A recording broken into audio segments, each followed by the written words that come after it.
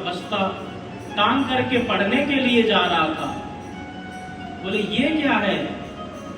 महामंत्री ने कहा कि वही बच्चा धीरे धीरे इतना बड़ा हो जाता है और आज ये पेट भरने की शिक्षा प्राप्त करने जा रहा है। माता पिता बालक नहीं सिखाए, उदर भरण के शिक्षा पाए। पेट भरने की शिक्षा को प्राप्त करने के लिए जा रहा है।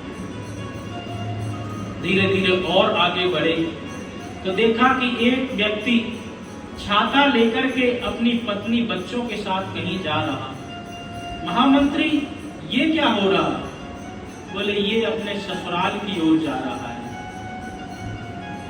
अब इसका नित्य नैमित्त कर्म यही हो गया कि अपने परिवार का भरण पोषण करे, अपने घर संसार परिवार रिश्तेदार की तरफ देखे। राजन, आप तो सब कुछ आपका ससुराल आदि वहीं पर है, इसलिए आप कहीं नहीं जाते हो। सभी लोग अपने ससुराल जाते हैं। आगे और बढ़े और बढ़कर के देखा तो एक 80 साल का बुड्ढा द्वारे पर बैठ करके जोर जोर से खांस रहा था। महामंत्री ये क्या हो रहा? बोले जब व्यक्ति थोड़ी धीरे धीरे आगे बढ़ता है तो बढ़ करके उसको अपने जीवन में इस प्रकार के कष्ट को भोगना पड़ता है। यह शरीर का धर्म है और इसको इसीलिए ये दुखी होकर के ये खांस रहा है। जब आप बड़े होंगे तो आपको भी ऐसा ही करना पड़ेगा। और आगे बढ़े तो देखा वहां से एक अर्थी निकल करके जा रहे थे, राम नाम सत्य है राम। महामंत्री ये क्या हो रहा? बोले ये मृत्यु है। प्रत्येक व्यक्ति को मरना पड़ता है। जो भी संसार में आया है उसको तो मरना पड़ता है। आपको भी एक दिन मरना पड़ेगा। बोले मरना क्या होता है? तो सर्वे क्षयन्ता निजया पतरांता समुश्रयः संयोगस्य वियोगान्तः जीवतं मरणावधि। संयोग और वियोग का, संयोग का मतलब जन्म है और वियोग का मतलब मृत्यु है। जो भी संसार में आया है, चाहे राजा रंक हो चाहे वो फकीर, जो भी संसार में आया उसको तो जाना सुनिश्चित है, वो तो जाएगा ही जाएगा। तुरंत बैराग हो गया। विचार करने लगे कि ये प्रत्येक शरीर का धर्म है। जायते अस्ति वर्धते विपन्नते अपक्षीयते और विनश्यते। ये सदोरियां, ये 6 धर्म प्रत्येक शरीर के हैं। जो भी संसार में आया है उसको तो जाना ही पड़ेगा। सिद्धार्थ ने तुरंत मन में अपने संकल्प लिया कि मैं नहीं मरूंगा, मैं ऐसे ज्ञान की प्राप्ति करूंगा जिसमें जीव को मरना ही नहीं पड़ता है। तो इस प्रकार से मन में जैसे ही ठाना और एक दिन का दुख देख करके वो घर को छोड़ करके चले गए। बोधि वृक्ष के नीचे बैठे और ऐसे परम ज्ञान को प्राप्त किया कि मैं कौन हूं, कहां से आया हूं, सोने के बाद मैं कहां चला जाता हूं, इससे पहले मेरा क्या स्वरूप था, इसके बाद मेरा क्या स्वरूप होगा। इन सब प्रश्नों का जब विचार किया तो उनके हृदय में आत्मज्ञान पैदा हो गया और उस आत्मज्ञान को पाकर के वही सिद्धार्थ गौतम बुद्ध के नाम से जाने। तो जिस शरीर को हम अपना मानते हैं, ये शरीर हमारा नहीं है। तो दत्तात्रेय जी भगवान कहते हैं यदुजी महाराज से कि मैंने इस शरीर को अपना गुरु बनाकर के यही शिक्षा प्राप्त की कि सुबह जैसा शरीर होता है शाम को उस प्रकार का नहीं होता है। हर समय रहता बदलता, पल भी टिकता है नहीं। यह बदलना धर्म इसका सबको दिखता है नहीं। इसलिए हर उम्र में अवमान तू करता रहा, कभी बाल है, कभी तरुण है, कभी वृद्ध वन मरता रहा। ये शरीर का धर्म है। कभी ये नन्हा सा बालक होता है, फिर धीरे धीरे वही बढ़ जाता है और एक दिन अंत में ऐसा दिन आता है कि उसको ये शरीर छोड़ करके इस संसार से जाना पड़ता है। तो ऐसा मैंने ज्ञान प्राप्त किया इस शरीर से। यदु जी महाराज ने दत्तात्रेय भगवान को प्रणाम किया और प्रणाम करके तुरंत वहां से आगे को चले गए। भगवान ने उद्धव जी को कहा कि इसी संन्यास रूप को अपने जीवन में धारण करके आप हमारे बिना यहाँ पर जीना, हमारे भक्तों का ध्यान रखना। उद्धव जी महाराज ने भगवान से और भी प्रश्न किए। कहा कि महाराज ये बंधन और मुक्ति का इसका मतलब क्या है? बंधन किसको कहते हैं, मुक्ति किसको कहते हैं?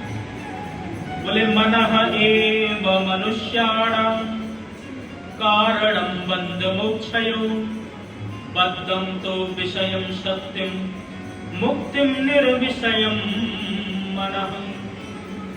बोले ये सब मन का ही कारण है। मन से यदि हम मान लेते हैं कि हम इस संसार में बंधे हुए हैं, तो धीरे धीरे इसी संसार के ही हम होकर के रह जाते हैं। और मन से ही जब हम मान लेते हैं कि परम पिता परमात्मा ने हमको इस संसार में मुक्त होने के लिए भेजा है, जब उनको जानने का प्रयत्न करते हैं, उनको देखने का प्रयत्न करते हैं, समझने का प्रयत्न करते हैं, तो धीरे धीरे हम मुक्ति की ओर चले जाते हैं। ताला एक ही होता है, उस ताले को चाबी के माध्यम से इधर घुमा दो तो बंद हो जाता है और दूसरी ओर घुमा दो तो वही ताला खुल जाता है। इसी प्रकार से हमारा जो मन है, संसार की ओर जब हम इस मन को मोड़ देते हैं तो ये बंधन का कारण बन जाता है। जब परमात्मा की ओर इस मन को मोड़ देते हैं तो वही मुक्ति का कारण है। मन के हारे हार है और मन के जीते जीतम, मन ही मिलावत राम ते और मन ही करत अजीतम। ये मन ही बंधन और मुक्ति का कारण है। इसलिए उद्धव मन को बहुत अच्छी तरह संभाल करके रखना चाहिए। भगवान ने अपनी सिद्धियों के बारे में भी बताया। अड़मा महिमा लगमा प्राप्ति अकाम ईशत्व वसत्व दूर श्रवण दर्शन पर काया प्रवेशन आदि अनेकानेक सिद्धियों के बारे में उद्धव जी को बताया। और उद्धव जी से कहा कि मैं अपने स्वरूप के बारे में भी तुम्हें, अपने विभूति के बारे में बताता हूं। चारों युगों में सतयुग मेरा ही रूप है। चारों वेदों में मैं सामवेद हूं, अक्षरों में आकार हूं, मंत्रों में ओमकार हूं, ऋषियों में मैं बृहस्पति हूं, पुरोहितों में वशिष्ठ मेरा ही स्वरूप है, कवियों में मैं शुक्राचार्य हूं, तीर्थों में मैं गंगा हूं, जलाशयों में समुद्र मेरा ही रूप है, पक्षियों में उल्बैन तेयम च पक्षिणाम विनता नंदन गरुड़ मैं ही हूं, और सर्पों में शेष के रूप में जो सर्प है वो मेरा ही स्वरूप है। घोड़ाओं में उच्चैश्रवा घोड़ा हूं, तो हाथियों में ऐरावत हाथी मेरा ही स्वरूप है। रत्नों में पद्मराग नाम की बड़ी मैं ही तो हूं, और धातुओं में सोना मैं हूं। धातु नाम अस्मि कांचन, सोना मेरा ही स्वरूप है। असुरों में मैं प्रहलाद हूं, प्रेमियों में अर्जुन हूं, और ज्ञानियों में तुम मैं ही तो हूं उद्धव। तुम जो ज्ञानी के रूप में खड़े हो, तुम मेरा ही स्वरूप हो। इस प्रकार से भगवान ने एक एक करके विभूति योग का भी वर्णन किया। भगवान ने अपने मुक्ति के बारे में भी बताया। शालोक्य, सामीप्य, स्वरूप्य, सृष्टि, एकत्व, ये आदि आदि भगवान की सब मुक्तियां हैं।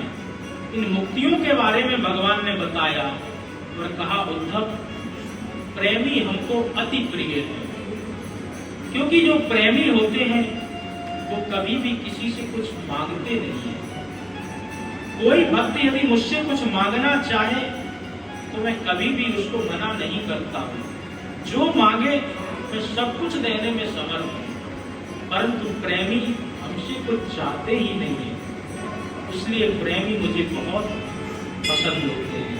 मैं प्रेमियों पर बहुत प्रसन्न होता हूं, क्योंकि प्रेमी अपने प्रेम के माध्यम से हमको पास में बांध लेते हैं और फिर मैं चाहकर के भी वहां से दूर नहीं जा पाता। इस प्रकार से भगवान ने अपने विभूतियों का, अपने सिद्धियों का, अपने मुक्ति आदि का उद्धव जी को बहुत अच्छी तरह वर्णन बताया। हंसोपाख्यान के माध्यम से सत, रज और तप तीनों प्रकार के गुणों का वर्णन बताया। सत्वं रजस्तम इति गुणः बुद्धेन चात्मनः सत्यनामौ हन्यात् सत्वं सत्येव चैव। कभी कभी ये सतोगुण, जिसको हम प्रधान गुण के रूप में जानते हैं, कभी कभी ये भी बंधन का कारण बन जाता है। पहला भरत जी महाराज की जो कथा आती है, सब कुछ घर से छोड़ करके सत्य गुण उन्होंने अपनाया और इसी सतोगुण के माध्यम से जंगल में तपस्या कर रहे थे। धीरे धीरे ये सतोगुण दया में परिवर्तित हुआ, दया आसक्ति में परिवर्तित हुई और यही सतोगुण बंधन का कारण हो गया। तो हंसोपाख्यान के माध्यम से भगवान कहते हैं, उद्धव, इन तीनों गुणों से भी धीरे धीरे जीव को ऊपर उठना चाहिए। सबसे पहला है, जो निकृष्ट है, वो है तमोगुण। तमोगुण से ऊपर उठ करके व्यक्ति को रजोगुण की तरफ जाना चाहिए। रजोगुण से भी ऊपर उठ करके जब व्यक्ति तमोगुण पर चला जाए तो बोले वहीं सीमित नहीं रहे, उसके भी आगे धीरे धीरे बढ़ करके सतोगुण से और तीनों गुणों से परे हो जाना चाहिए। तभी वो व्यक्ति ठीक से मुक्त होने के लायक बनेगा। इस प्रकार से भगवान ने उद्धव जी को बहुत ही अच्छी शिक्षा प्रदान की। भगवान ने वर्णाश्रम के बारे में बताया, वैराग्य के बारे में बताया, ऐल गीत और भिक्षु गीत के माध्यम से पूरी तरह अद्भुत वैराग्य का भी ज्ञान दिया। जब वैराग्य का ज्ञान देने के बाद में भगवान ने कहा कि उद्धव, ये मेरी चरण पादुकाओं को लेकर के जाओ और जाकर के बद्रिका आश्रम में जाके वही खूब अच्छी तरह बने। इस प्रकार से उद्धव जी भगवान को प्रणाम करके उन खड़ाओं को लेकर के, चरण पादुकाओं को लेकर के बद्रीनाथ की ओर चले गए। इधर धीरे धीरे घोर अंधकार छाता गया। भगवान सभी अपने परिवार को लेकर के उसी प्रवास क्षेत्र में पहुंचे और प्रवास क्षेत्र में पहुंच करके भगवान का जो 56 करोड़ का परिवार था, धीरे धीरे मदरा पान करके मदान्ध होने लगा और आपस में ही लड़ने भिड़ने लगे। जब कुछ लाठी डंडा कुछ भी नहीं मिले तो उसी समुद्र के किनारे एरका नाम की घास खड़ी थी, उसी घास को उखाड़ उखाड़ के एक दूसरे को मारने लगे। देखते ही देखते वो कलह ग्रह जो युद्ध था वो महायुद्ध में परिवर्तित हो गया। बोले चतु पंचा बशेषता, 4-5 यदुवंशी बचे, बाद बाकी सब वहीं पर धराशायी हो गए। बलराम जी भी अपने शेष रूप में परिणत होकर के परम धाम को चले गए। भगवान पीपल की वृक्ष के नीचे बैठ करके एक चरण पर दूसरा चरण रख करके वही योग निद्रा में जाने का प्रयत्न कर रहे थे। तभी वहां पर एक जरा नाम का बहेलिया आया और बहेलिया ने आकर के देखा कि कितना अच्छा हिरण बैठा है विव्यादा मृग संशय, मृग समझ करके उसने वो भगवान के पैर पे ही बाण चला दिया। जैसे ही भगवान के तालू में बाण लगा तो भगवान के मुंह से जोर से आह की आवाज निकली। दौड़ते दौड़ते जब वो बहेलिया आया, आकर के हाथ जोड़ करके क्षमा प्रार्थना मांगने लगा कि महाराज मैंने ये क्या कर दिया, मैंने प्रभु को ही बाण मार दिया। भगवान ने कहा है मां वही बजेट मुत्यष्ट, ये सब मेरे ही आज्ञा से हुआ है, जाओ तुम स्वर्ग लोक के अधिकारी हो तो मेरे वैकुंठ में जाओ। भगवान को प्रणाम करके बहेलिया वैकुंठ गया।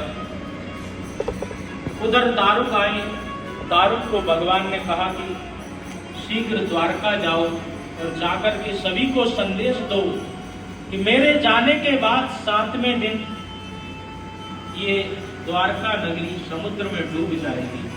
तो इन सभी को बोलो कि अर्जुन के साथ में जाकर के तुम सभी मथुरा चले जाओ और वहीं पर निवास करो। अर्जुन इधर लेकर के जैसे ही सबको गए तो भगवान ने भील का रूप रख करके उन सभी गोपियों का हरण कर लिया। मानो भगवान ये शिक्षा देना चाह रहे हो अर्जुन को कि अर्जुन तुम्हारे इस गांडीव की भी शक्ति तभी तक है जब तक मेरी छत्र छाया तुम्हारे ऊपर है। भील ने लूटी गोपियां, वही अर्जुन वही बाण, सब कुछ वही था, परंतु फिर भी रक्षा नहीं कर पाए। तो इस प्रकार से भगवान ने अपनी लीला की। अंत में जब भगवान परम धाम को जाने के लिए तैयार हो गए, सभी देवता खड़े होकर के भगवान की प्रतीक्षा कर रहे हैं, हाथ जोड़ करके भगवान से प्रार्थना कर रहे हैं कि प्रभु जल्दी से आओ। और सभी टकटकी लगाए देखते हुए थे। जैसे ही जरा सी पलक झपकी तो स्वकीय भवितेजाम तच्च भागवते दधातु, जोर से चमक वहां से उठी भगवान के शरीर से और आकर के श्रीमद् भागवत महापुराण में विलीन हो गई। तेने यम वाङ्मयी मूर्ति प्रत्यक्षा वर्तते हरे। श्रीमद् भागवत महापुराण भगवान का साक्षात विग्रह है। इसी भागवत महापुराण में आकर के भगवान विराजमान हो गए। बोल भागवत भगवान की जय। इस प्रकार से भगवान श्रीमद् भागवत महापुराण में ही अपने स्वरूप को परिवर्तित कर लिए।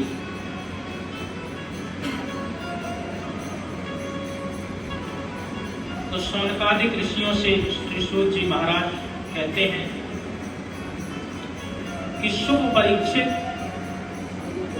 के माध्यम से ये 7 दिनों की श्रीमद् भागवत कथा मैंने आपको श्रवण कराई है।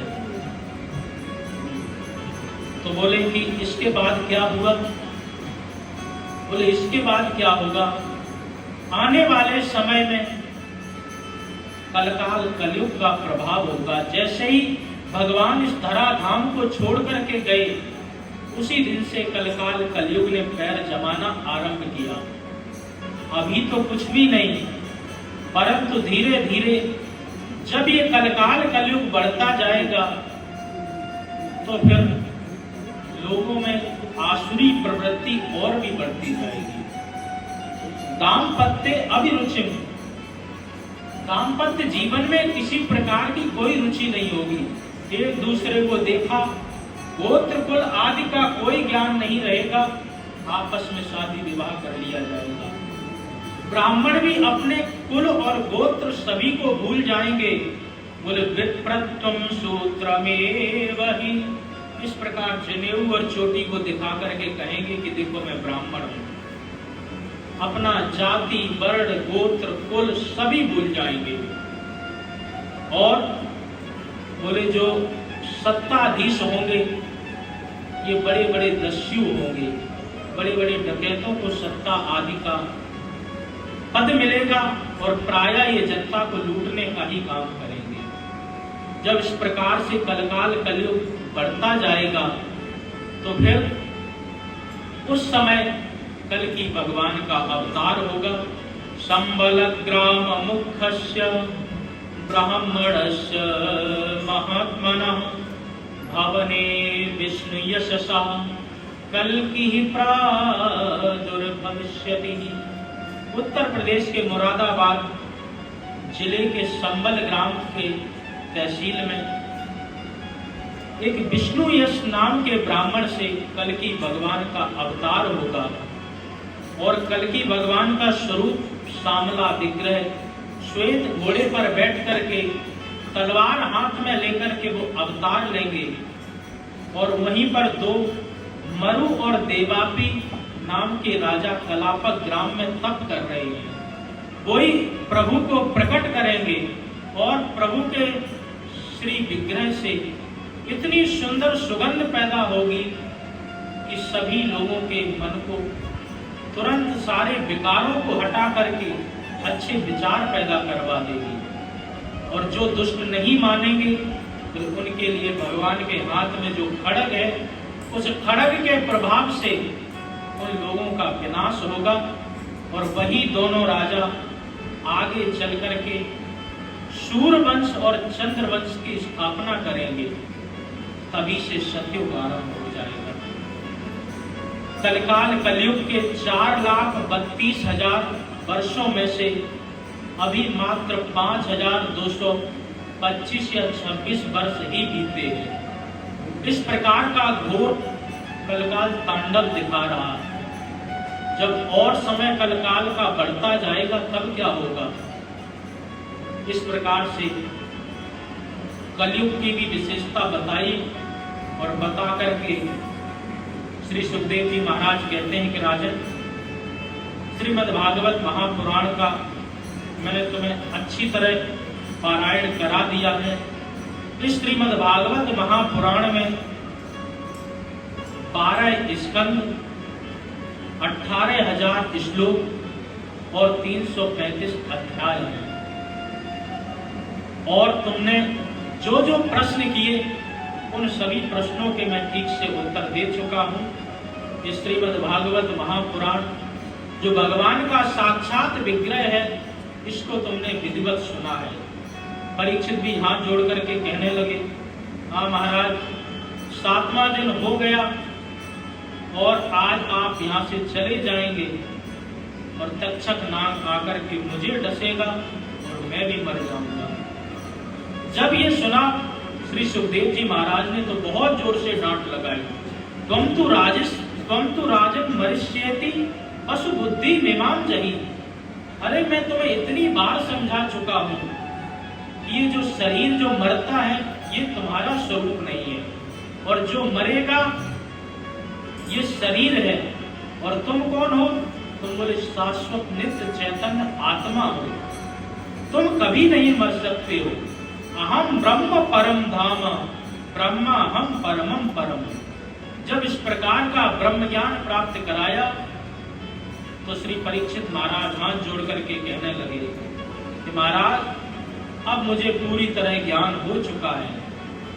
करोड़ों तक्षक आकर के भी मुझे काटे तो मेरा कुछ भी बिगड़ने वाला नहीं। ये शरीर मैं हूं नहीं, और जो मैं हूं उसको कोई कभी मार नहीं सकता है। और इस प्रकार से कहकर के श्री सुखदेव जी महाराज को प्रणाम करके परीक्षित जी अपने निज रूप में विराजमान हो गए।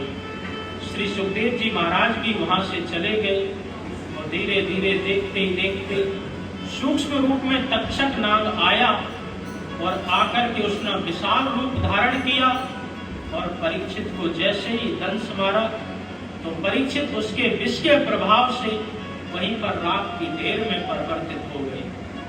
अंत में जन्मेजय जी ने यज्ञ कराया।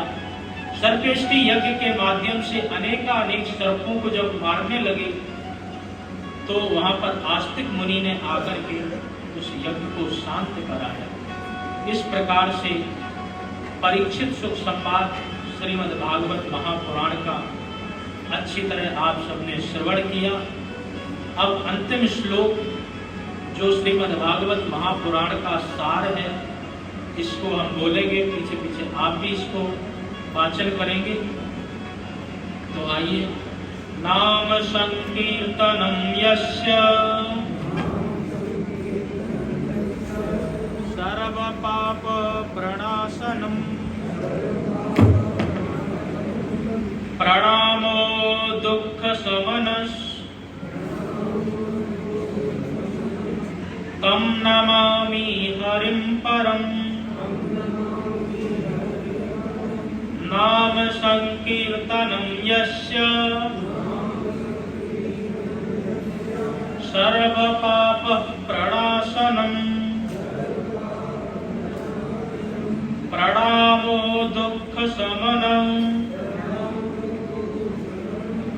तम नमामि हरिं परम। श्री हरये नमः। बोल भागवत महापुराण की, श्री सुखदेव जी महाराज की, वृंदावन बिहारी लाल की, रास रासेश्वरी श्री राधा रानी सरकार की, श्री सद्गुरुदेव महाराज की, पूज्य चरण स्वामी श्री गीतानंद जी महाराज की, परम पूज्य स्वामी श्री अवशेषानंद जी महाराज की।